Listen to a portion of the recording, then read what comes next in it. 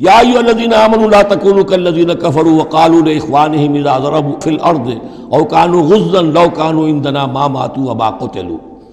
اہل ایمان تم ان لوگوں کے مانند نہ ہو جاؤ جنہوں نے کفر کیا اور جنہوں نے اپنے بھائیوں کے بارے میں کہا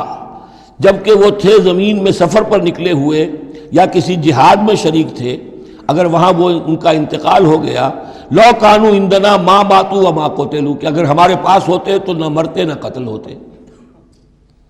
ہر شخص کی موت کا وقت تو معین ہے، تمہارے جیب میں تمہاری گود میں بیٹھے ہوئے ہوں تب بھی موت آ جائے گی، چاہے وہ کہیں بڑے ہی مضبوط پہروں والے قلعوں میں ہو، موت تو وہاں بھی پہنچ جائے گی۔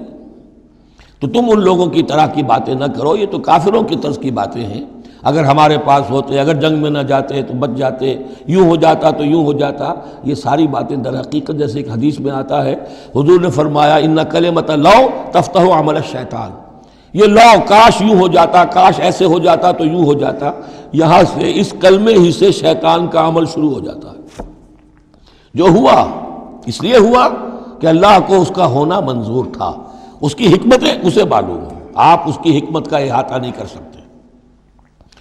یا ایھا الذین آمنوا لا تکونوا کالذین کفروا وقالوا لاخوانہم اذا ضربوا فی الارض او کانوا غزا لو کانوا عندنا ما ماتوا وما قتلوا لیجعل اللہ ذلک حسرۃ فی قلوبہم، یہ تو اللہ تعالیٰ ان کے دلوں میں حسرت کی آگ جلا دیتا ہے، یہ بھی گویا کہ ان کے کفر کی سزا ہے۔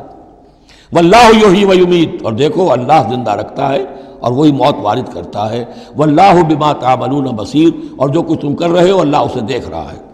وَلَئِن قُتِلْتُمْ فِي سَبِيلِ اللَّهِ، اگر تم اللہ کی راہ میں قتل ہو جاؤ، او متم، یا تمہارا ویسے ہی انتقال ہو جائے، موت آ جائے، او متم لَمَغْفِرَةٌ مِّنَ اللَّهِ وَرَحْمَةٌ خَيْرٌ مِّمَّا يَجْمَعُونَ، تو چاہے اللہ کی راہ میں قتل ہو جاؤ یا ویسے موت آ جائے، اللہ تعالیٰ کی طرف سے جو مغفرت تمہیں ملے گی وہ اور رحمت ملے گی وہ کہیں بہتر ہے ان چیزوں سے جو تم جمع کر رہے ہو۔ اور 10 سال جی لیتے تو کیا کر لیتے، اور کچھ جمع کر لیتے۔